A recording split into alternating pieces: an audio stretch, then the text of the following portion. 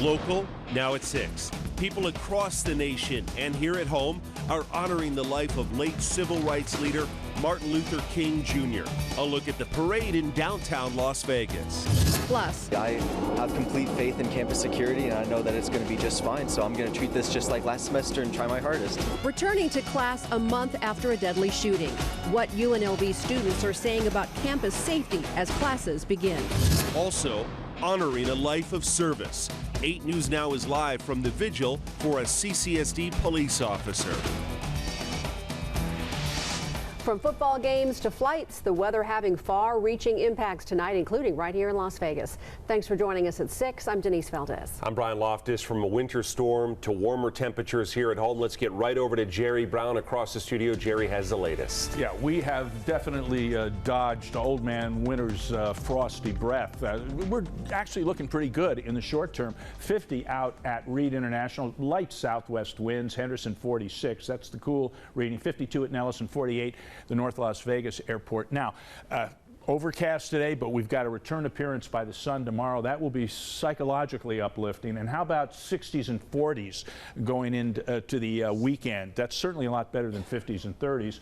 But showers could impact your weekend plans into next week. We'll talk about that. The next 3 days, though, look at this, from 58 tomorrow to 60 to 65 on Thursday with lots of good rays. However, a lot of the country not that lucky. A pure infusion of Arctic air has come across the 49th parallel. It's as far south as Texas, and it's sending up, you can see a flow of moisture, much of it wintry, up through the Appalachians into the mid-Atlantic. It is a mess, and that will certainly impact travel plans. Denise and Brian, back to you.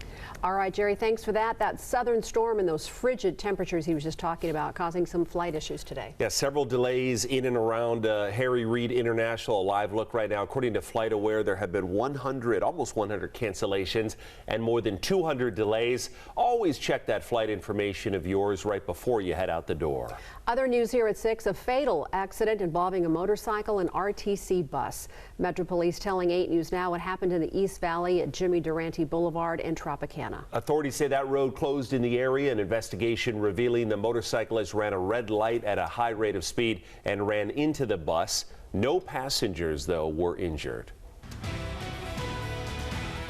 Well, today we honor the life and the legacy of Dr. Martin Luther King Jr. And in downtown Las Vegas, crowds gathering for the parade in his honor. 8 News Now reporter Mary Jane Balieza was there. Hundreds of people gathered downtown for the Martin Luther King Jr. parade. This year's theme is Living the Dream Together, We Make the Dream Work. This year's festivities has a number of unique floats, performance groups, and community leaders joining in on the fun.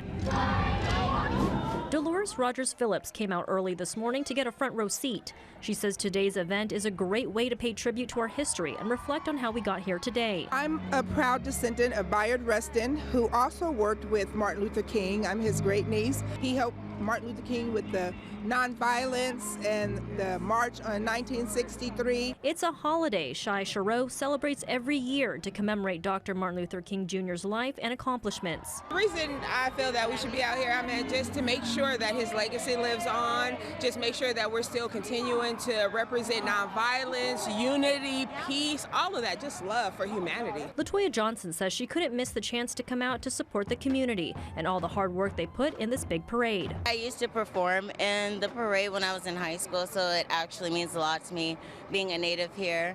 Hey, Divas of Tomorrow, that's who I come to represent. In the end, LaTanya Pope says it's a good way for the next generation to remember our past and work towards a better future. It's just an acknowledgement. We happy. Let's all celebrate.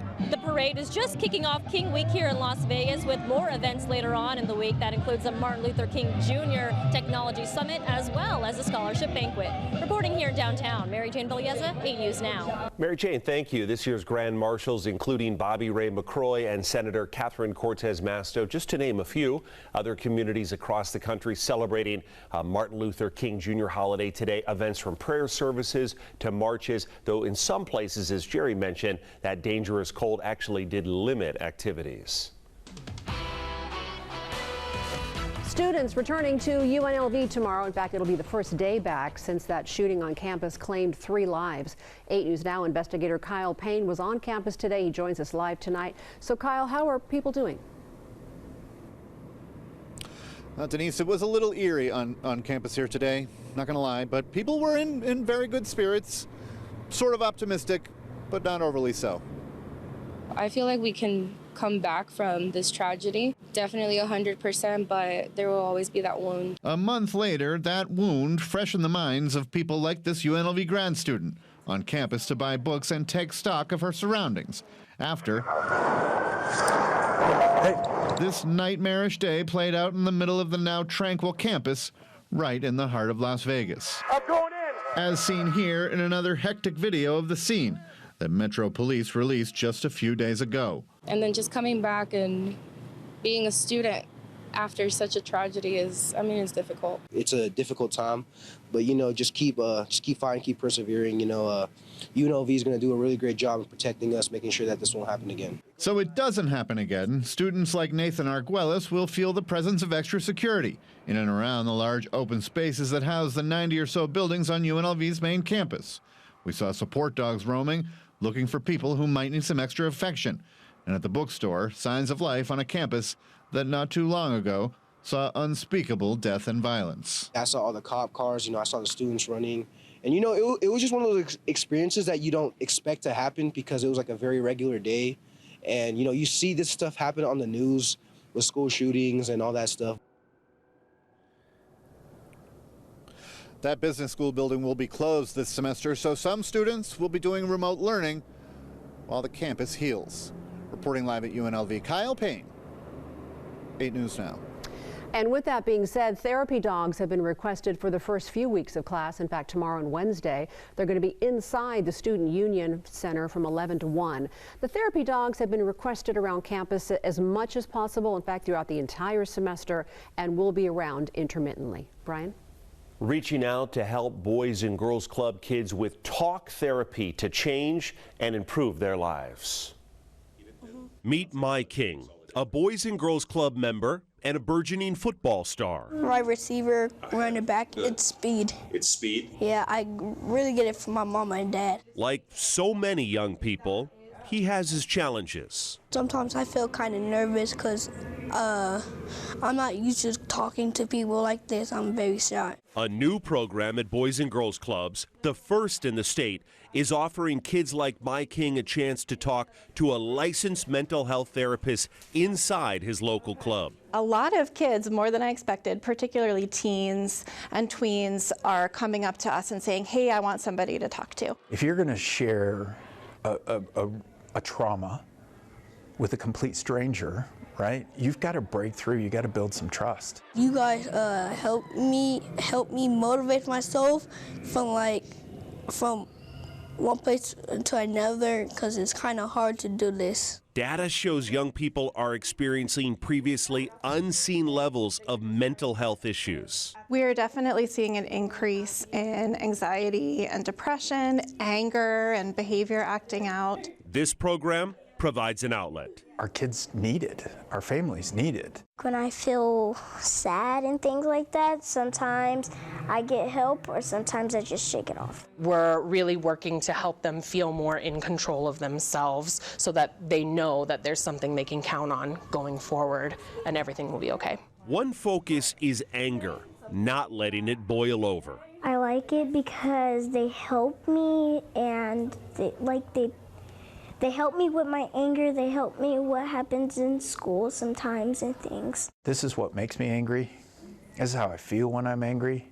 But here's my tools. In group and individual settings, counselors provide sensory skills and tangible techniques to take on and transcend problems. Like self-management, self-awareness, social awareness, and those are some of the skills that we're targeting. Resilience, conflict resolution, communication, identifying your own emotions, and then knowing how to cope with big emotions. Oh, there's a stress ball. Now I know what to do with it. The services are low or no cost and require no transportation. Therapists even wear club t-shirts. It's the execution, and you can't do it without people. And you can't do it without licensed professionals to really do that work. Our goal is to reach as many kids and families as possible. Creating this really rich environment where everybody's learning, right? Staff are learning, kids are learning. It's just everybody's in the same position of trying to improve on themselves, and it's positive. Would you recommend they talk to a counselor? Yes, and I'll help them out a little bit. One more positive, UNLV students are getting their practicum hours doing this counseling work. This is really a win-win in 6 of 13 clubs, hopefully more soon. You can read more about this story on our website at 8newsnow.com. Well, nearly a week after the death of a Clark County School District police officer, the community is gathering to honor the man who served the school district. Officer Andrew Kraft was found unresponsive at Mojave High School on Wednesday. Now he's being remembered by colleagues and friends at Legacy High School. 8 News Now reporter James Schaefer joins us at the vigil.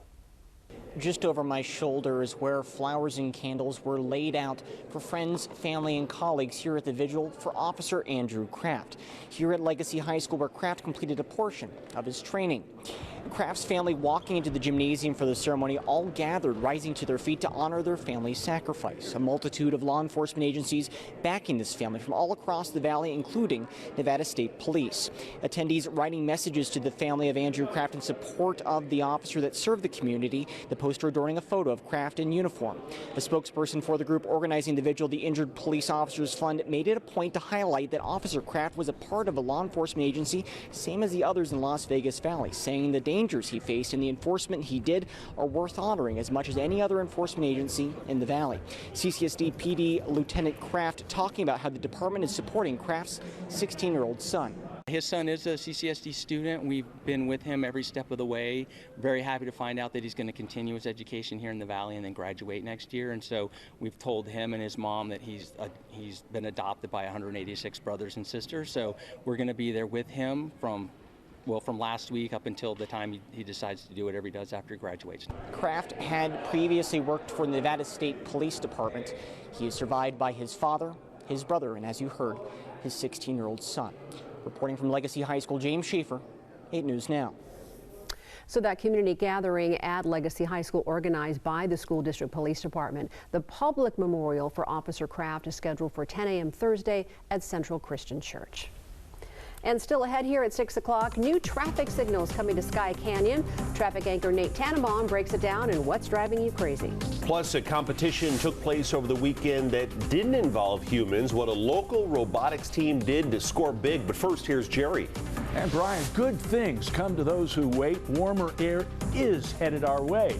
Your most accurate forecast will provide a timetable. You're watching 8 News Now at 6. We are live, local, now.